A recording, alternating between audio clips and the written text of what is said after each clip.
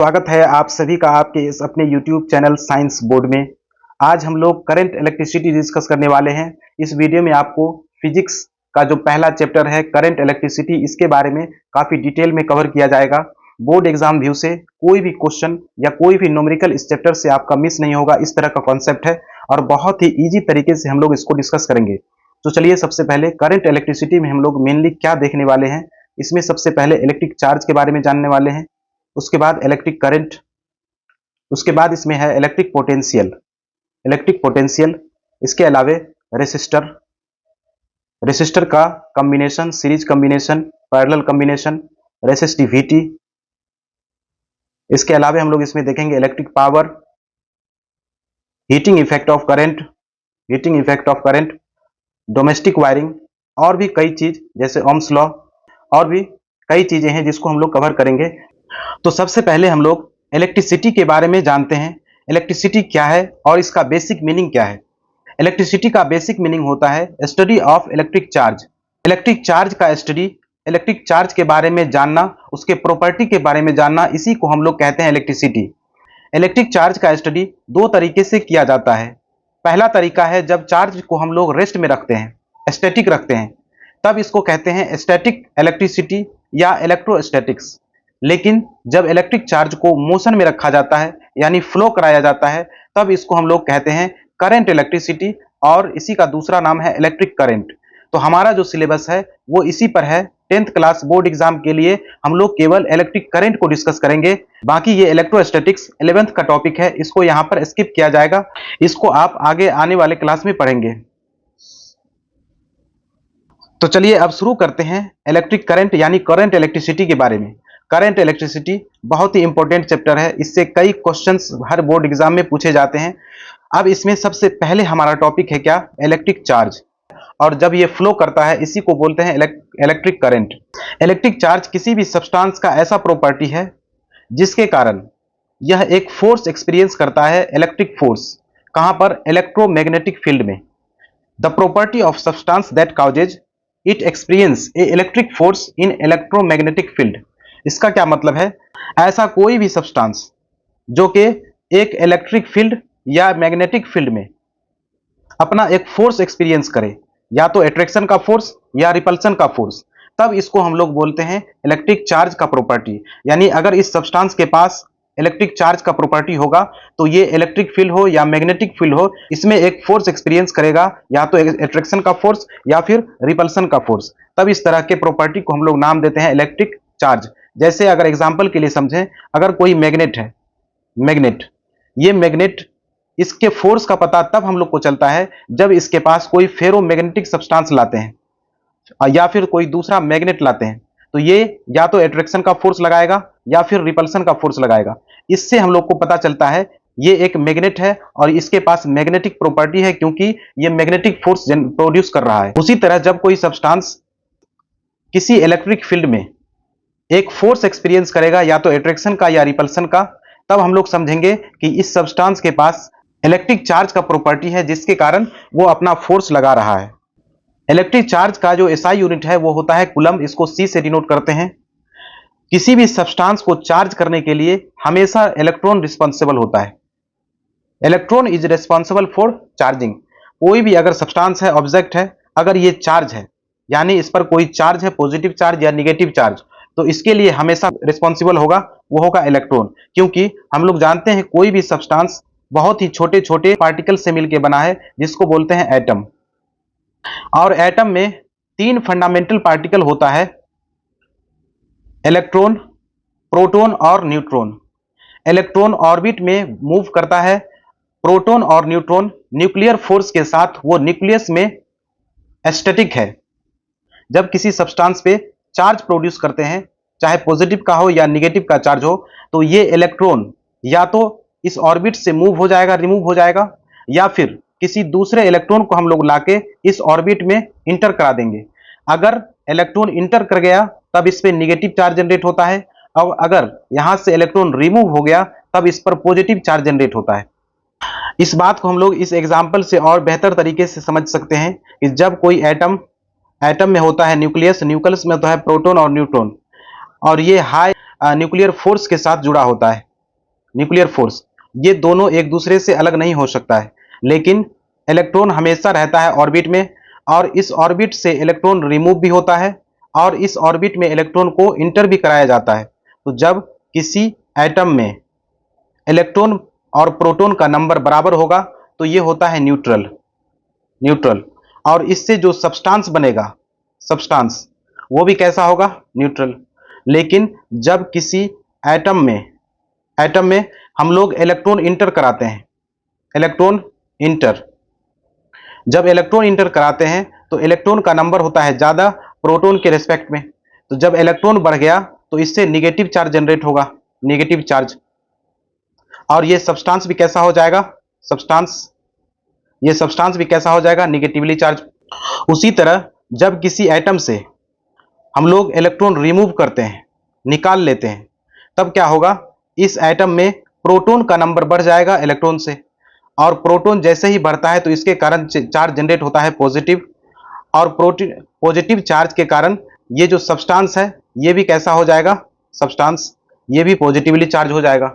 तो इस तरह से चार्जिंग का प्रॉपर्टी डेवलप होता है।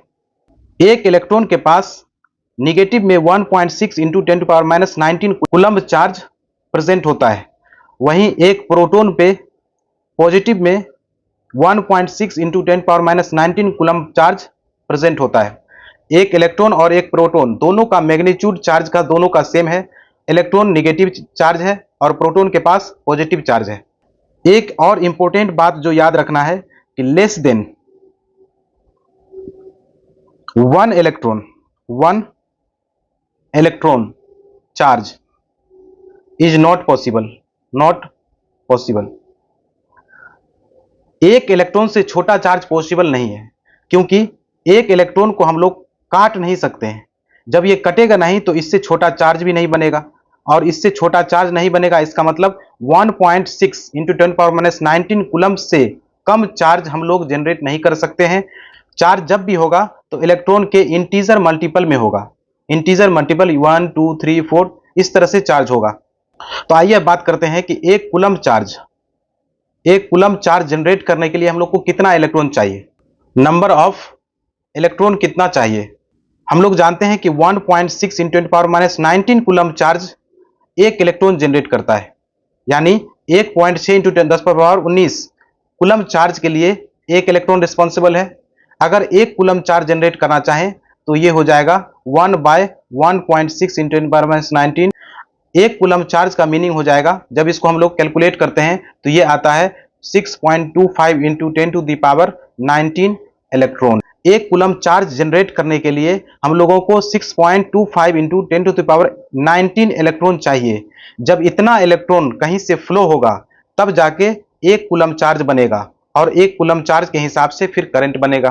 तो चलिए अब जानते हैं इलेक्ट्रिक करंट के बारे में। इलेक्ट्रिक चार्ज हम लोगों ने डिस्कस कर लिया है, अब इलेक्ट्रिक करंट क्या है उसके बारे में देखते हैं। Electric current, the flow of electric charge per unit time through a conductor is known as electric current. Electric current के बारे में मैंने पहले ही आप लोगों को बताया था कि जब चार्ज फ्लो करता है या मोशन में होता है तब हम लोग इलेक्ट्रिक करंट का नाम देते हैं। जब किसी कंडक्टर से इलेक्ट्रिक चार्ज किसी लिमिटेड टाइम में फ्लो होता है तब उसको कहा जाता है इलेक्ट्रिक करंट। दूसरे वर्ड में कहते हैं the rate of flow of charge through a conductor. किसी कंडक्टर से चार्ज को फ्लो होने का रेट क्या है उसी को कहा जाता है इलेक्ट्रिक करंट। इलेक्ट्रिक करंट का सिंबल होता है आई, इसको आई से डिनोट करते हैं। इलेक्ट्रिक करंट एक स्केलर क्वांटिटी है, स्केलर क्वांटिटी। हालांकि इलेक्ट्रिक करंट के पास मैग्नीट्यूड भी है और इसके पास डायरेक्शन भी है, फिर भी ये स्केलर क्वांटिटी में है एक्सेप्शनली, क्योंकि ये वेक्टर्स लॉ ऑफ ट्रायंगल को फॉलो नहीं करता है। Do not follow vector law of triangle. Vector law of triangle 11th में टॉपिक है और उसको 11th में पढ़ाया जाएगा। फिलहाल के लिए हम लोग इतना जानते हैं कि जैसे अगर कोई 4 एम्पियर का करंट है और कोई 3 एम्पियर का करंट दोनों कंबाइंड होता है तो ये हो जाएगा 7 एम्पियर का करंट। ये 7 एम्पियर का करंट बन के आगे बढ़ता है। यहाँ पर अगर वेक्टर लॉ फॉलो होता तो ये 7 एम्पियर नहीं बनता, 7 एम्पियर से कुछ अलग बनता। तो वेक्टर्स लॉ ऑफ ट्रायंगल जब जानेंगे तो पता चलेगा कि ये कितना बनता। लेकिन अभी के लिए ये तो एडिटिव प्रॉपर्टी के आधार पे 4 और 3 दोनों मिलकर 7 बन गया, तो ये वेक्टर लॉ को जो फॉलो नहीं कर रहा है इसलिए ये स्केलर क्वांटिटी है। इलेक्ट्रिक करंट का एसआई यूनिट होता है एम्पियर, एम्पियर या कूलम्ब पर सेकेंड। कूलम्ब पर सेकेंड को ही हम लोग बोलते हैं एम्पियर। इलेक्ट्रिक करंट को आई से डिनोट करते हैं। इलेक्ट्रिक करंट का फॉर्मूला होता है charge per unit time, Q by T, I equal to Q by T. और चार्ज का यूनिट होता है कूलम्ब, टाइम का यूनिट होता है सेकेंड, इसलिए हम लोग इसको बोलते हैं कूलम्ब पर सेकेंड। तो करंट का यूनिट हो जाएगा कूलम्ब पर सेकेंड, और इसी को कॉमनली कहा जाता है एम्पियर, साइंटिस्ट के नाम पे एम्पियर।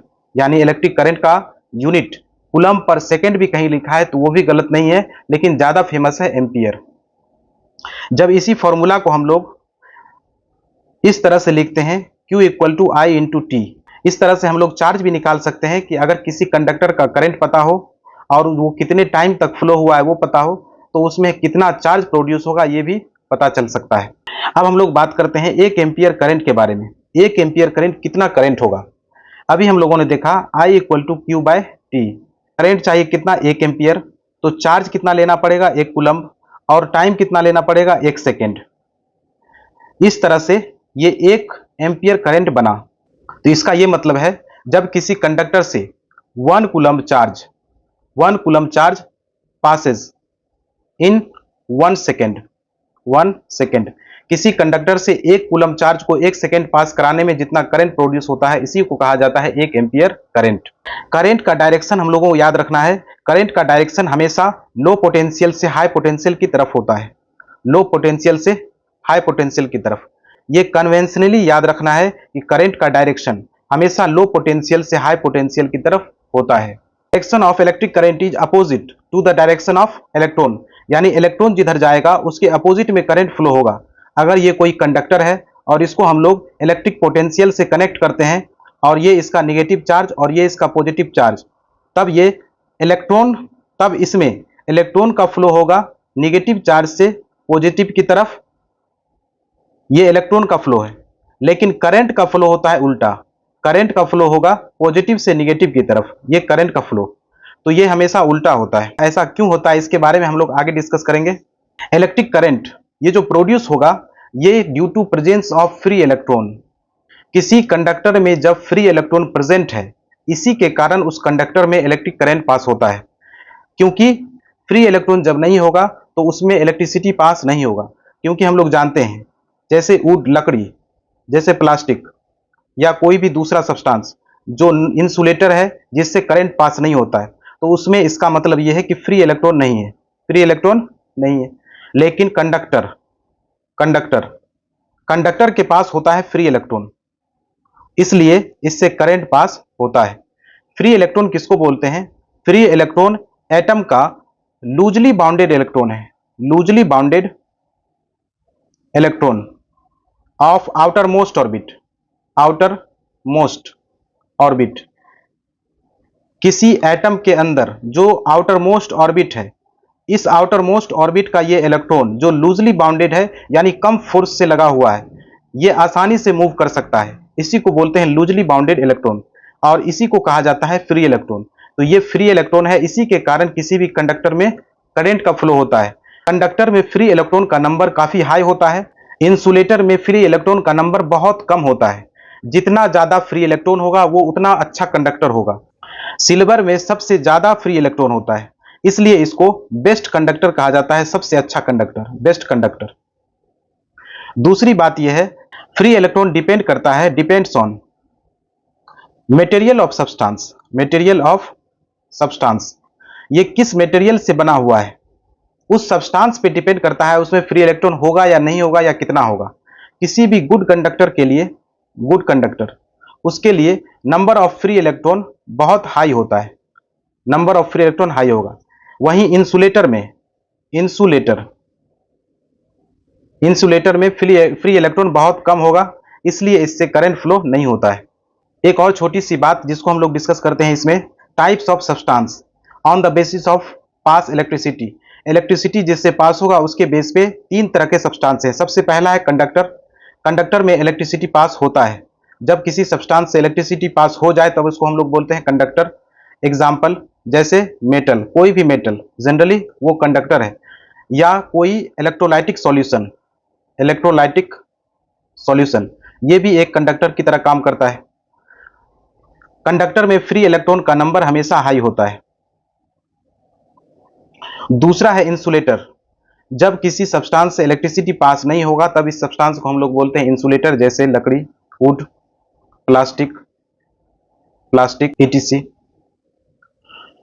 इंसुलेटर में फ्री इलेक्ट्रॉन का नंबर काफी कम होता है। और तीसरा है सेमीकंडक्टर।